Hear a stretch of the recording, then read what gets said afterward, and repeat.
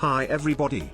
This is another part of autodoc video tutorials on replacing car parts. In this video, we will show how you can replace air filter on Volkswagen Golf 3 on your own.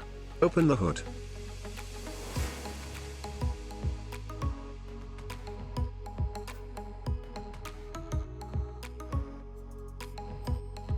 Use a Phillips screwdriver. Loosen and remove the air filter cover.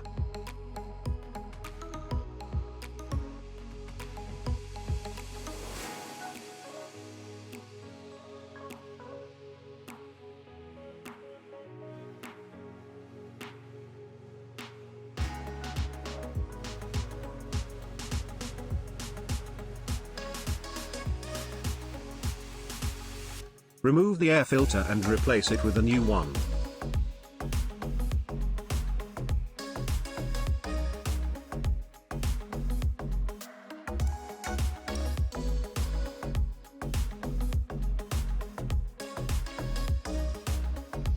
Reinstall the air filter cover. Fasten it. Use a Phillips screwdriver.